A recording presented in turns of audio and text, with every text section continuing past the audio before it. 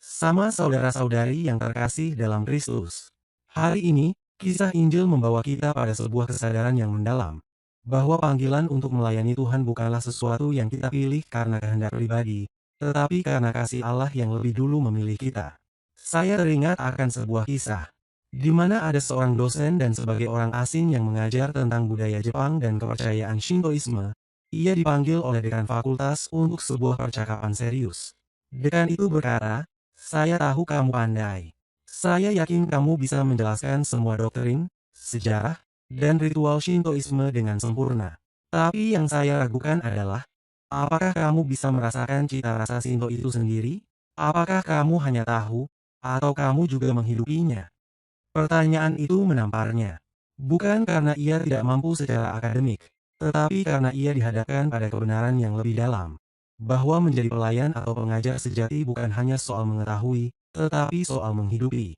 Bukan hanya paham secara teori, tetapi bersentuhan langsung dengan makna terdalamnya. Tidak cukup untuk menjadi cerdas di kepala, harus ada resonansi di hati. Itulah yang terjadi dalam panggilan kita sebagai murid Tuhan dan menamakan diri sebagai Kristiani. Ketika Yesus mengutus 70 murid untuk pergi ke berbagai kota dan desa, ia tidak hanya memberi mereka tugas, ia memberi mereka identitas. Mereka tidak dikirim karena kemampuan mereka semata, tetapi karena Tuhan mempercayakan sebuah misi suci, membawa damai, menyembuhkan luka, memberitakan kerajaan Allah. Yesus tidak memberi mereka daftar panjang tentang apa yang harus dibawa. Sebaliknya, ia meminta mereka pergi dengan ringan, tanpa bekal berlebih, tanpa jaminan kenyamanan. Karena pelayanan bukan tentang zona aman, tetapi tentang keberanian meninggalkan diri sendiri demi sebuah kasih yang lebih besar. Panggilan untuk melayani Tuhan tidak pernah datang karena kita sudah siap atau pantas. Panggilan itu datang karena Tuhan percaya bahwa melalui keterbatasan kita, kasih dan kuasa-Nya bisa bekerja. Maka pertanyaan yang seharusnya kita ajukan bukanlah, "Saya akan kemana?" atau "Dengan siapa saya akan pergi?" tetapi, apakah saya bersedia berjalan bersama Tuhan dan menghidupi cita rasa iman Katolik, apapun risikonya? Dalam dunia yang semakin berorientasi pada pencapaian dan kenyamanan, panggilan melayani sering disalahartikan sebagai jalan menuju posisi terhormat, rasa aman, atau pengakuan.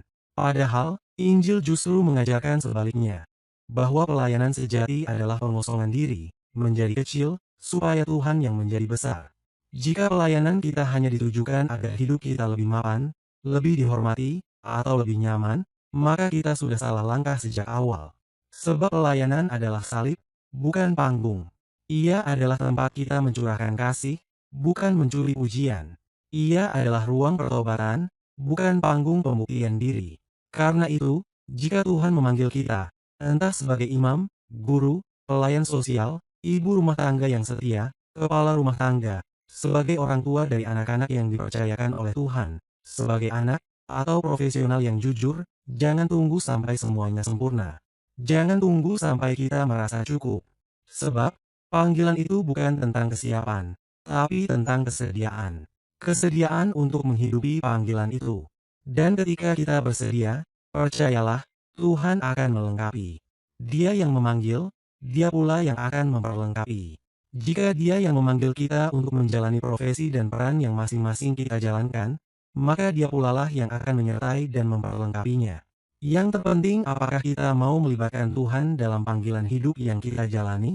Dan apakah kita mau menghidupi kasih-Nya yang diberikan dan dicontohkannya kepada kita dalam hidup kita? Karena kita yakin bahwa Ia akan memberi kekuatan dalam kelemahan, damai dalam pergulatan, dan sukacita di tengah pengorbanan. Pada akhirnya, menjadi pelayan Tuhan bukan soal seberapa banyak yang kita tahu, tapi seberapa dalam kita mencintai. Bukan soal teori yang kita hafal, tapi kasih yang kita bagikan. Sebab dunia tidak butuh lebih banyak ahli. Dunia butuh lebih banyak hati yang mau diutus. Semoga bacaan Injil hari ini dapat menginspirasi aktivitas dan kegiatan kita hari ini. Jika video ini memberkati Anda, jangan lupa untuk like, subscribe, dan share.